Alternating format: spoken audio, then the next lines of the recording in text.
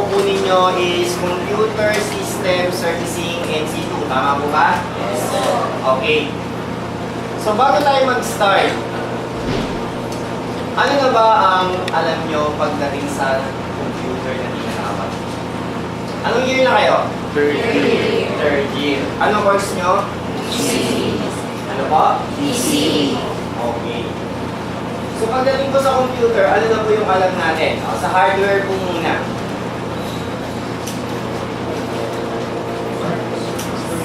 Hardware, ano po yung alam na po natin pagdating sa hardware ng isang computer? Yes po, ano po yan? CPU. Ano po yung sa CPU?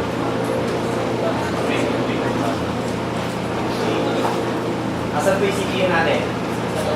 Nasa loob. Okay, nasa loob. Processor. Okay. Sa assessment kasi, kung computer system servicing,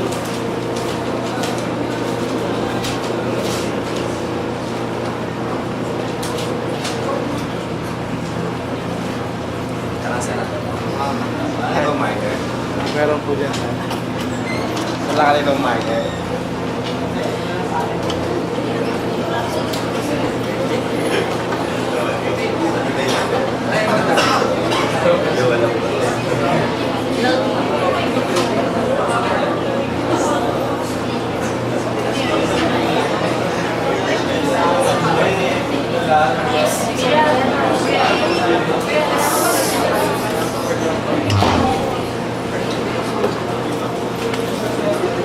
Hindi ako makapunta. Doon yan.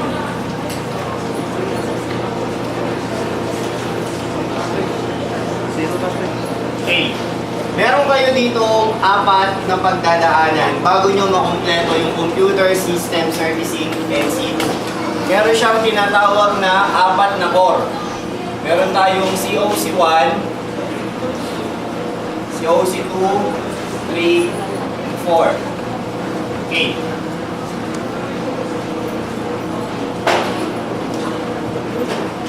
Sa COC1, papasok dito yung tinatawag na letter A, assembly and disassembly of computer with motherboard parts. Ibig sabihin nun, habang binabaklas nyo yung isang system unit, sinasabi nyo yung mismong parts ng motherboard or parts mismo ng system unit.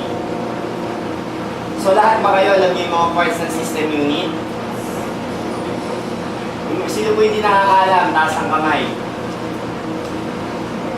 Ibig sabihin, lahat kayo alam niyo yung parts ng system unit. Kung nasan yung, ano yung tsura ng video card, ng memory, ng PCI, AGP, ano yung mga function nila. Kadalasan nagtatanong lang naman 5 hanggang 6 na tanong. Kailangan makakuha ka lang ng 4 na tamang sagot. Okay. Another thing, sa COC1, pag natapos mo yung assembly and disassembly, gagawa ka na ng tinatawag na bootable flash drive. Gamit is Rufus 2.0 or 2.2. Sino na dito nakagawa ng bootable flash drive gamit Rufus? Yung hindi pa. Okay. Sige, demo ko muna kung paano gawin. Para makita nyo rin.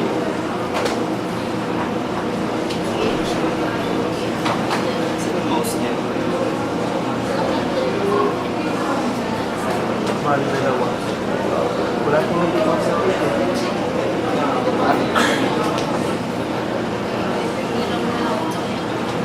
Let's start yan.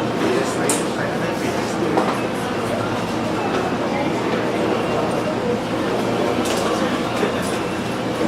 May nakakabit dito.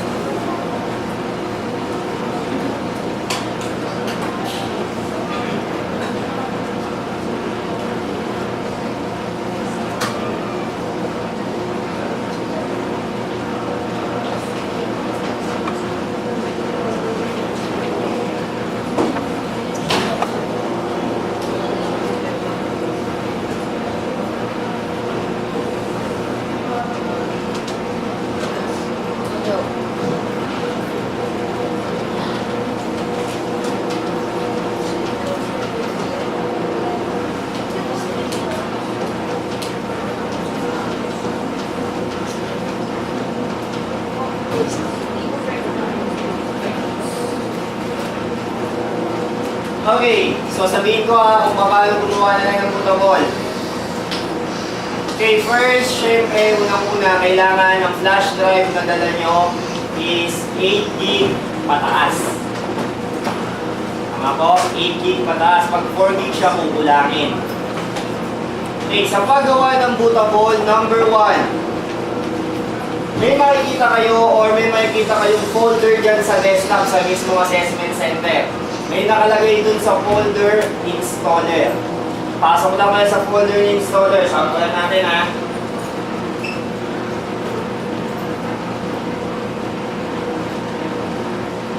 Ayan, may folder na ganyan. Ganyan yung tsura ng folder.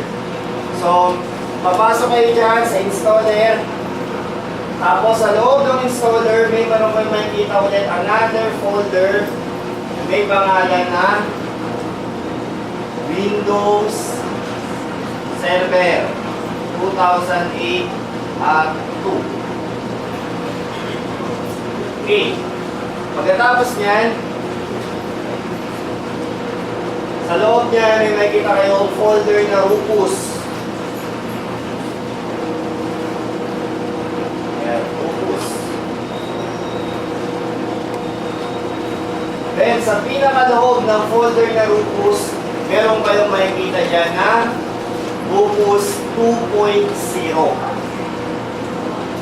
So kapag nakita niyo yung Rufus 2.0, paki-double click lang po. Once na di-double click nyo, meron doon lalabas na question. Do you want to continue? Yes or no? So syempre, yes. Okay, tanong natin sa teacher nyo kung meron kayong Rufus na browser.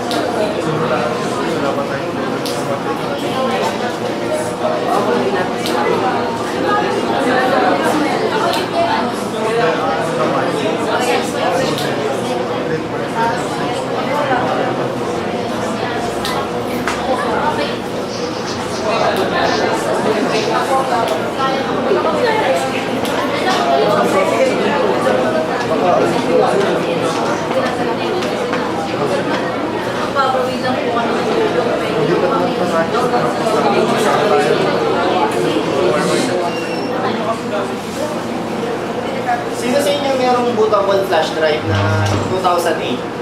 Wala po. 2007 lang po. Meron? Meron makausap yan.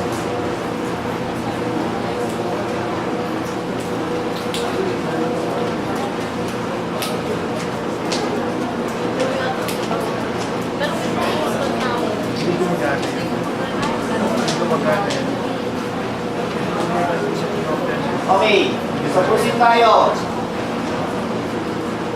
Lumabas yung information ng Rufus, tama? Meron kayo doon makikita na FreeDOS. Nakalagay doon, FreeDOS. Papalitan nyo lang siya ng ISO image. Yan. So, lagay nyo sa instruction, change FreeDOS into ISO image. Then, meron kayo makikita na logo ng isang CD. Logo yun. Katabi lang yan, magkatabi lang sila. Logo. Bilog. SBCD dyan. Yan yung tinatawag na browse. Iba-browse nyo lang. Browse. Once na na-browse nyo na, hanapin nyo lang yung Windows. Lalabas naman dun eh. Windows Server 2008 R2. Pag nakita nyo, click open. Pag na-open na, pindutin nyo lang yung start, tapos okay. Yun na siya, magra-run na siya.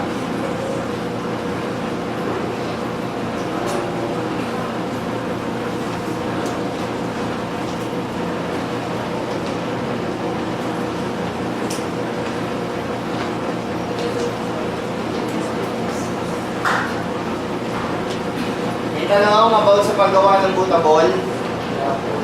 Okay, hindi ka gana kadalasan ng flash drive nyo kapag mas mababa siya sa 8 gig. Kaintindihan po? Okay, isa pa. Saan ka gagawa ng bootable?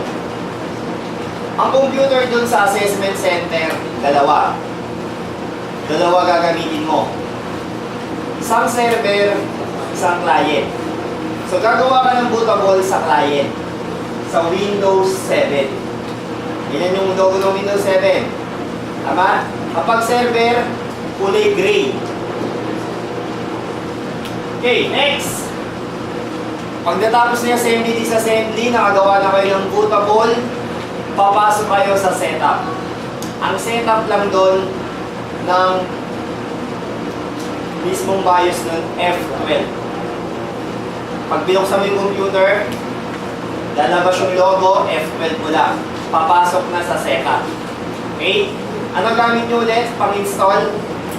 Bootable flash drive. Okay, bootable flash drive. Or meron doon nakalagay USB devices. So, pipiliin nyo yung USB devices. Sample lang ko rito ha. Windows Server 2008 to. Okay.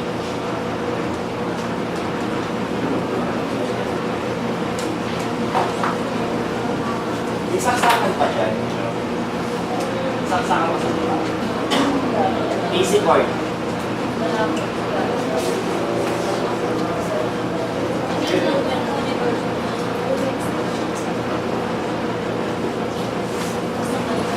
Tanggal na lang ako nito. Abot pa.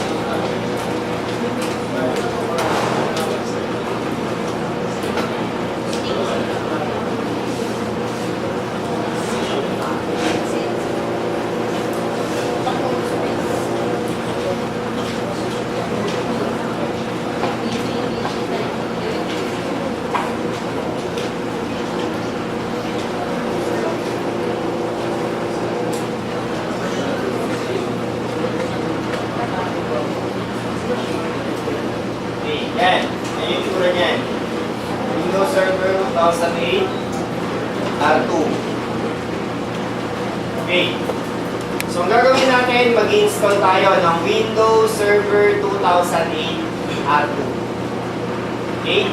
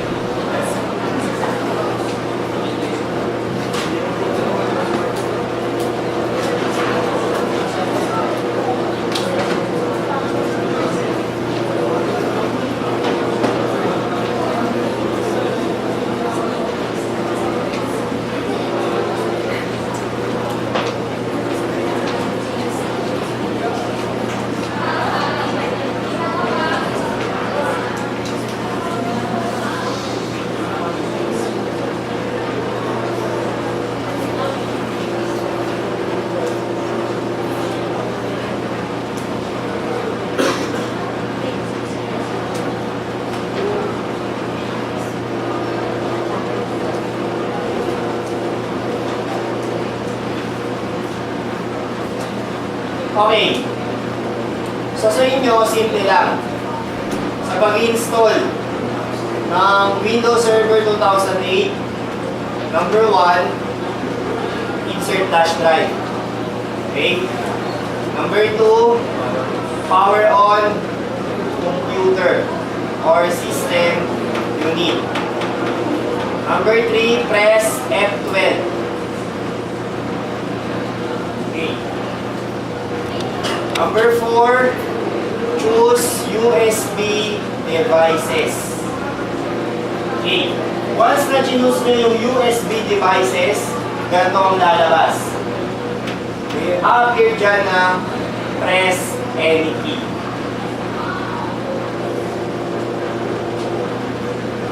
Yan, press any key. To boot from USB, press nyo lang. Then, papasok na yan sa setup na tinatawag. Okay, habang nag-loading yan, sino dito yung nakapag-assessment na ng IPAS? Ayan. Okay, ano ang pinagkaiba ng IPAS sa Computer System Servicing? Ang pinagkaiba nito, hanggang hindi mo tapos yung 1, hindi ka pwede mag-proceed ng 2. Sa IPAS, di ba po pwede? Okay. Kumbaga, naka-stack up ka lang dyan. At the same time, pinakamahirap dito, yung 3. Pag nagkamali ka ng 3, ulit ka ng 1. Okay, ang assessment kasi, 8 o'clock to 5 o'clock lang. May mga bawas pang oras yun.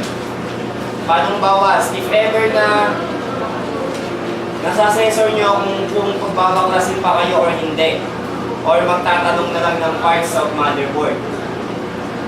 Pag nagtanong na lang yung parts ng motherboard, yung 8 to 5 may bawas pa yun. Kasunduan nyo naman yun kung gusto nyo. Ano pa? Ano yung mga bawas doon?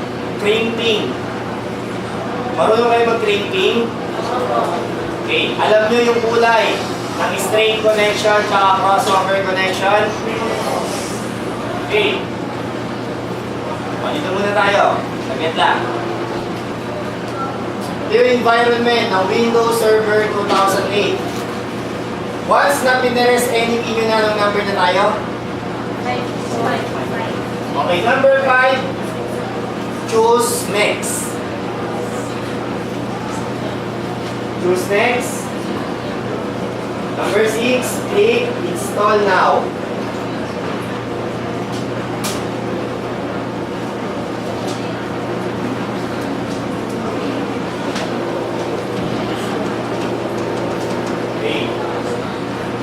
Number 7, choose Windows Server 2008 R2 Standard. Taas. Click next.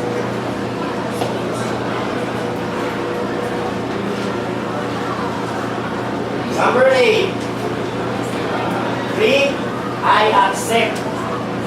Okay, bago ko ito i-accept, anong tawag dyan? EULA. Okay, EULA. End User License Agreement.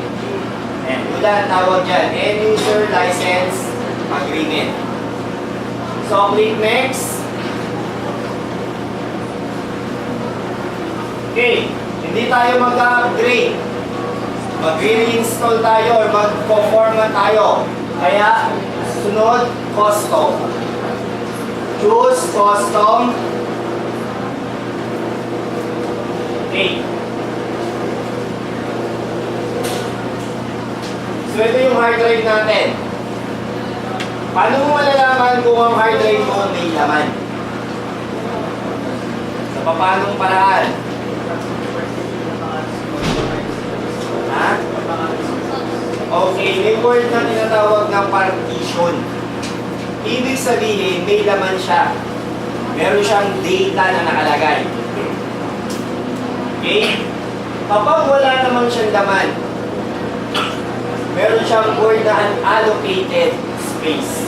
Sample, burahin natin yung laman. Tignan nyo. So, sa pagbubura, sa assessment, binubura muna lahat ng laman. Lahat ng may word na partition, binubura.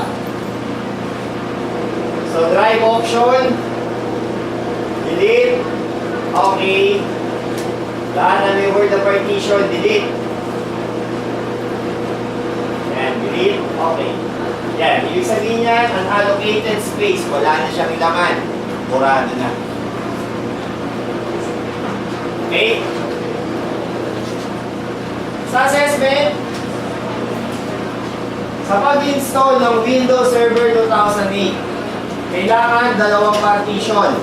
Local C, local D. Ibig sabihin, dalawang hati ang kailangan nyo. Dalawang hati. Bahala ka kung anong size. Ang importante, mahati mo siya ng dalawa. Walang matitira. Okay.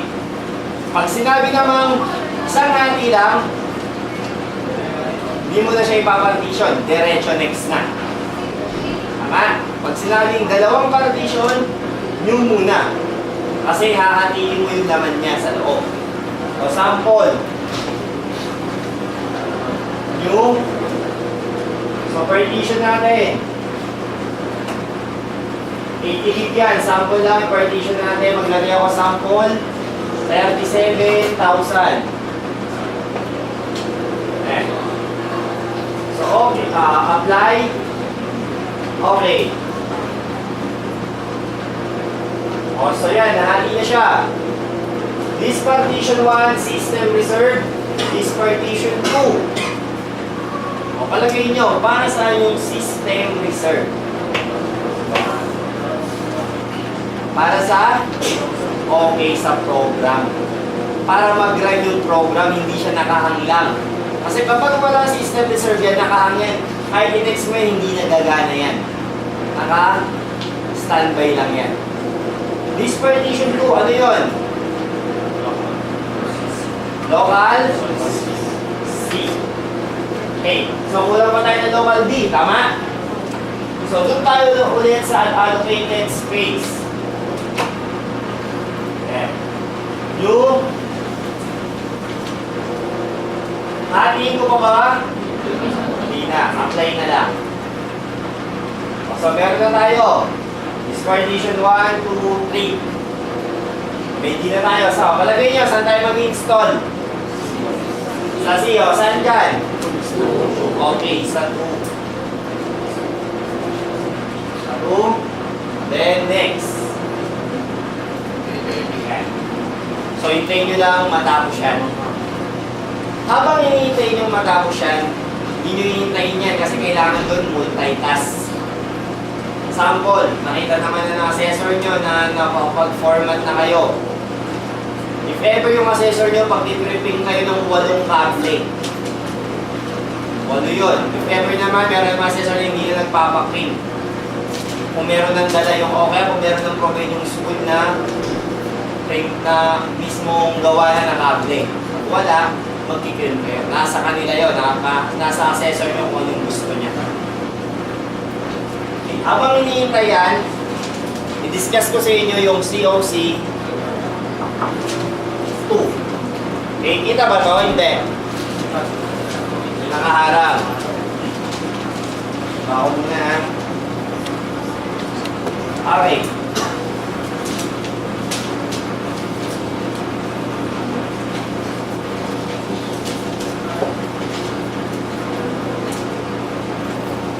COC2, pag natapos siya, nakapag-install na kayo, ang checking lang yan. Paano i-check yan? Sa may computer, pag nakita niya meron dun local C, local D, tapos na yung COC1. Pag local C lang nakita niya, mali. I-format mo ulit. Okay? Sa error, kahit ilan, okay lang. Importante, matapos nyo hanggang 5. Or kung anong oras yung ibibigay ng assessor nyo. Okay. Simulan natin yung COC2. Okay. Sa COC2, ang letter A dyan, ang una nyong gagawin, magdodrawing kayo ng diagram. Gamit yung patchwork, IO, ito, IO, Teka. Pwede bang iikot to?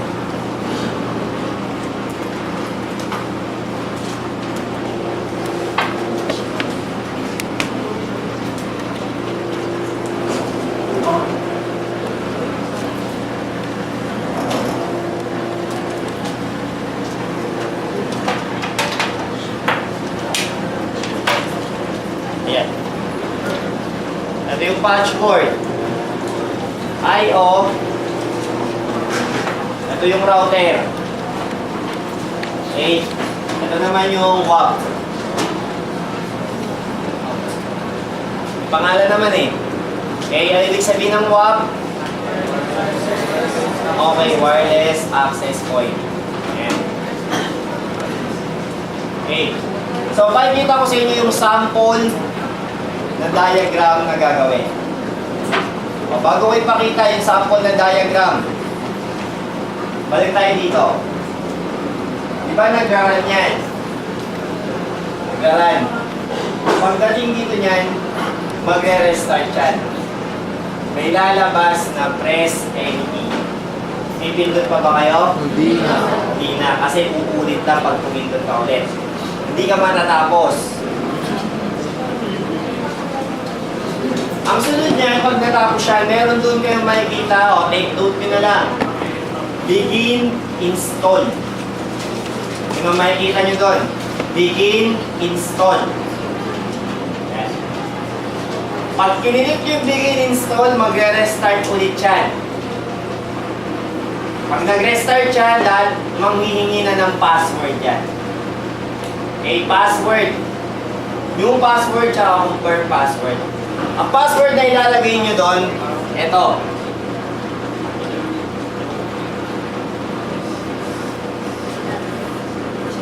Yan, password 1, 2, 3, 4, 5. Pag nanghingi ng password doon, pinaformat nyo.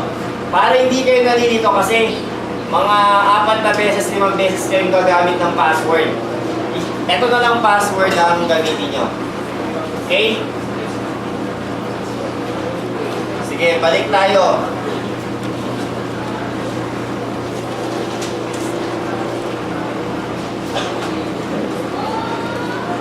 Balik mo muna to ha.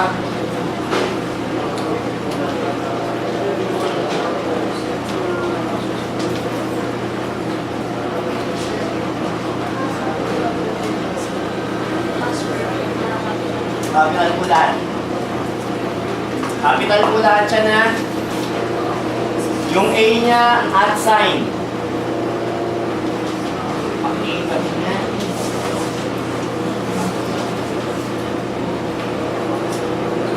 Teka lang, wala akong flash drive.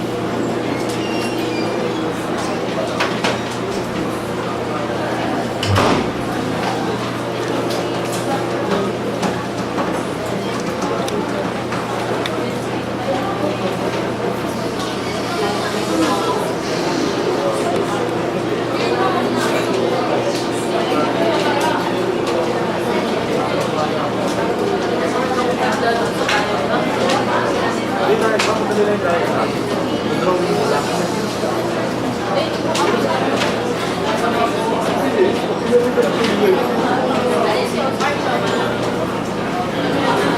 Decoration niya, tayo